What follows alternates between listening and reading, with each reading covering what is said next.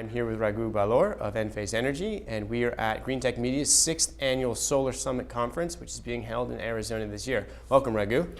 Thank you for having me here. So obviously, with Enphase being based in the US, this is probably the company's strongest market, I would imagine. And you've rolled out most of your new products here, and you have the most traction with installer partners. So could you tell us a little bit about the company's history and how you've really relied upon the growth of the distributed generation segment?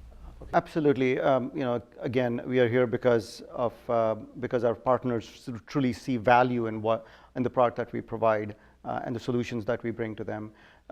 The company started about 7 years ago, and I've been in this industry for that period of time. I was one of the co-founders of the company. And what I've seen is over the last 7 years is there was a lot of change taking place in the solar industry back then. Hundreds of millions of venture money had come into the segment, and the change at that time was about, hey, which technology is going to win? And we were part of that. We were developing the microinverter system at that time. And fast forward to today, and you're seeing a lot of change taking place in the industry as well. And now it's about who's got a viable business model to survive the shakeout that we are in right now. We have seen this before. I had a front row seat to the telecom and the dot-com boom and bust. And again, there are companies with viable business models, the eBays, the Amazons of the world, not only survived, but are really thriving today. And I really believe that solar is in exactly the same boat.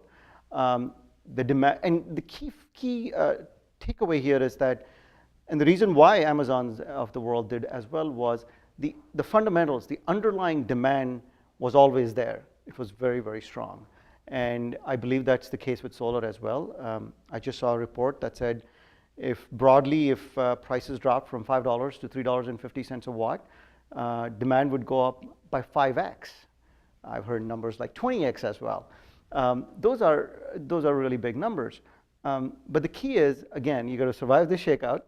You got to have a viable business model in order to do that, and couple that with a line of sight to a world free of subsidies, to a solar market free of subsidies, which I'm particularly interested in.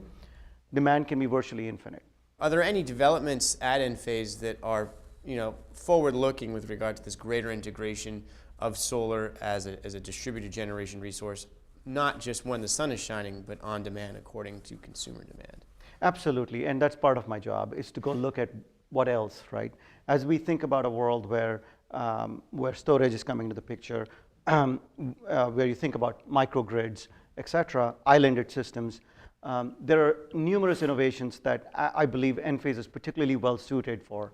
And the reason for that is we don't make microinverters. We make a full microinverter system, and we have built out a communication and software infrastructure already to support the microinverter that we built today. And I think that plays a very key role when you think about storage, dispatchability, think about interaction with a new customer called the utility, where solar systems or DERs are acting like network elements on their network. You can start providing additional value by doing things like by providing advanced grid functions such as curtailment, ramp rate control, voltage support, et cetera. And that as an inverter vendor is particularly exciting.